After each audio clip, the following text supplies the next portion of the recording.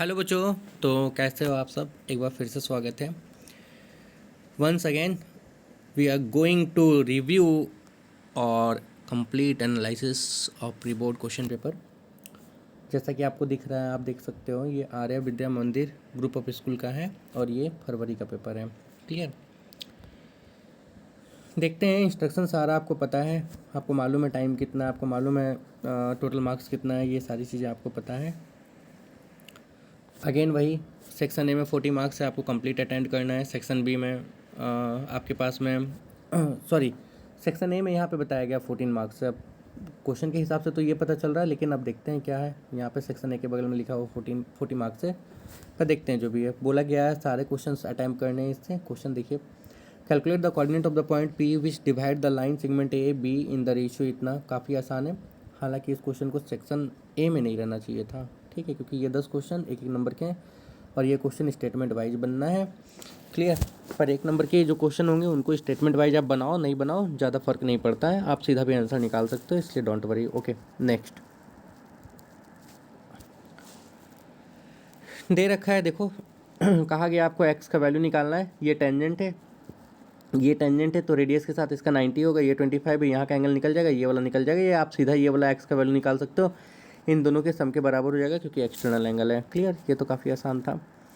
Next देखो, यहाँ पे बताया गया, बोला गया द पॉइंट इतना लाइज ऑन द लाइन इतना, ये पॉइंट इस लाइन पे लाई करता है, डेफिनेटली सेटिस्फाइड करेगा, यानी कि इस वैल्यू को आप इस पे पुट करो, सॉल्व करो और एक्स का वैल्यू निकाल लो। आसान है। नेक्स्ट देखो, ये भी आसान है, बेस फॉर्म में कन्वर्ट करके सॉल्व करके निकाल लीजिएगा आंसर। कहा गया है इफ़ द मीन ऑफ इतना इतना इतना इज इतना, मीन दिया हुआ, इट मीन्स इस सबको जोड़ना, हाँ, और जितना ऑब्जर्वेशन है उससे डिवाइड करके 9 के इक्वल कर लेना, सॉल्व कर लेना, आपके पास में रिलेशन निकल जाएगा, कोई दिक्कत नहीं है। कहा गया the total surface area of the cone, जिसकी रेडियस दे रखी है r/2 और स्लैंट हाइट दे रखी है 12। आपसे निकालना टोटल सरफेस एरिया। आपको पता है टोटल सरफेस एरिया का फॉर्मूला क्या होता है πr/l प्लस क्या होता है πr², यही होता है।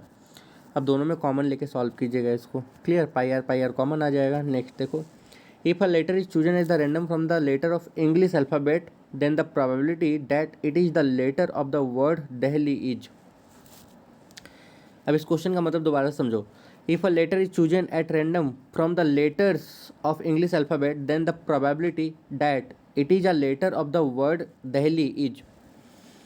दहली लेटर, इट मीन्स जो लेटर है ना वो इस वर्ड का होना चाहिए, दहली, DELHI। दहली में कितना वर्ड है आप देख सकते हो, दहली में कितना वर्ड है, तो 3 2 5 वर्ड है, टोटल कितना है 26, यानी कि इसका आंसर होना चाहिए सी नंबर। ठीक है, ये क्वेश्चन थोड़ा सा समझने में परेशानी है और कुछ नहीं है। ठीक है, नेक्स्ट देखो, if cylindrical ice cube of the radius इतना, हाइट इतना, सिलेंड्रिकल आइस क्यूब है, ऐसा आइस क्यूब है सिलेंड्रिकल। ठीक है, अब देखो आइस क्यूब भी ऐसा है, टकीला बनेगा बढ़िया एकदम सॉलिड। आपसे कहा गया है put into the cylindrical cup full of the water of the radius इतना एंड हाइट इतना, then the volume of water that flow out of the cylindrical cup.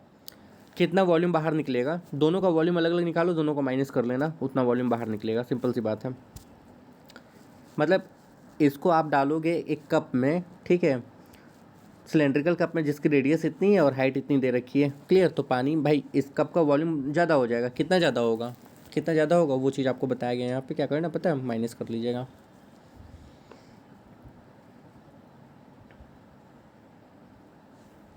Then the volume the water that flows, minus करके answer निकाल लीजिएगा। ठीक है, इस सवाल को कोई दिक्कत नहीं है। रिफ्लेक्शन, ये सवाल रिफ्लेक्शन से है, कहा गया इस पॉइंट का रिफ्लेक्शन किया गया उस लाइन पे, तो रिफ्लेक्शन के बाद में जो कोऑर्डिनेट्स बनेगा वो देख लेना, कोई दिक्कत नहीं है। One end of the diameter जितना एंड द सेंटर जितना। ठीक है, ये भी आसान क्वेश्चन है मिड पॉइंट फार्मूला से। क्लियर? नेक्स्ट देखो, invert ratio is the joining, ये क्वेश्चन भी, और यहाँ पे कहा गया अटैम्प्ट करना है कोई 3 अगेन। ठीक है, invert ratio is the joining इतना इतना divided by the X axis. तो ये क्वेश्चन आसान है, इसको जरूर अटैम्प्ट कर लेना, और हाँ देख लेना पहले क्वेश्चन सारे पढ़ लेना अच्छे से।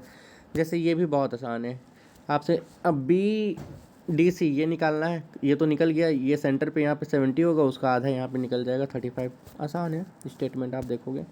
From the top of the tower man find the angle of the depression of a car on the ground is इतना, if the car is at the distance of 40 meter from the tower find the height. So simple है, बताने की ज़रूरत भी नहीं हमको। ठीक है, कर लोगे। 10 रेड बॉल है, 16 वाइट बॉल है, 8 ग्रीन बॉल्स है। आपसे एक बॉल निकाला गया नॉट रेड, रेड नहीं होगा मतलब वाइट ग्रीन दोनों होगा, नाइदर रेड नॉर ग्रीन, ना ही रेड होगा ना ही ग्रीन होगा का मतलब वाइट होगा, वाइट और ग्रीन वाइट और ग्रीन दोनों ऐड कर लेना इसमें, क्योंकि या तो वाइट आएगा या तो ग्रीन आएगा, ठीक है। अगला कहा गया है the largest surface area of A right circular cone and it's a slant height. ये भी तो बहुत आसान ना, निकाल सकते हो ना।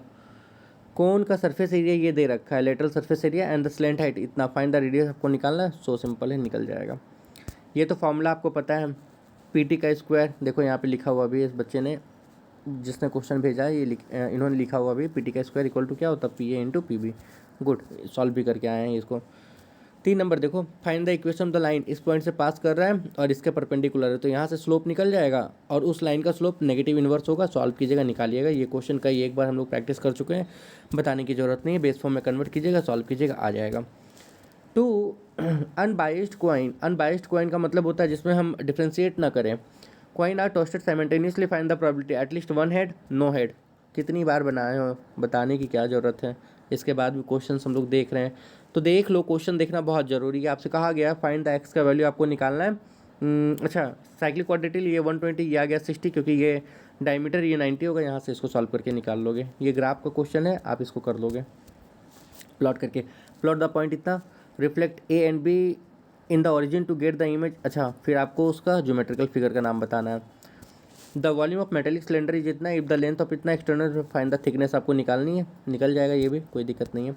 वॉल्यूम में फॉर्मूला रखोगे, वॉल्यूम में फॉर्मूला पता है क्या रखोगे, क्योंकि थिकनेस वाला है ना, तो उसमें फॉर्मूला मटेरियल का, अच्छा मेटेलिक सिलेंडर पाइप इज इतना, the volume of metallic cylinder pipe is इतना, if the length of is इतना एंड इट्स एक्सटर्नल रेडियस इतना, फाइंड इट्स थिकनेस, मतलब मटेरियल का थिकनेस दे रखा है। क्लियर, यहाँ पे मटेरियल का थिकनेस दे रखा है, तो इस केस में फॉर्मूला आपको पता है क्या होगा, पाई आर का स्क्वायर माइनस आर का स्क्वायर इंटू एच, ये वाला फॉर्मूला आप अप्लाई करोगे, कोई दिक्कत नहीं है। क्लियर हो, आगे सुनो। 5 नंबर में, द टावर इज इतना meter high, find the angle of elevation if its the top from the point इतना मीटर में, तो ये आसान है। Find the equation of the line that has the y intercept इतना and the parallel to the इतना। अच्छा, इसका वाई इंटरसेप्ट दे रखा है, मतलब एक्स इंटरसेप्ट क्या हो जाएगा, 0 हो जाएगा, इस लाइन के पैरेलल है, यहाँ से उसका स्लोप मिल जाएगा, एक पॉइंट मिल गया और स्लोप मिल गया, सॉल्व कर लीजिएगा। अब बच्चे बोलेंगे सर इतना तेज़ी से आप पार कर रहे हैं, इसका सॉल्यूशन दो, तो बच्चों इसका सॉल्यूशन हमको नहीं देना है, ये आपको सेल्फ प्रैक्टिस करना है, सेल्फ प्रैक्टिस करने के लिए इसका दिया जा रहा है।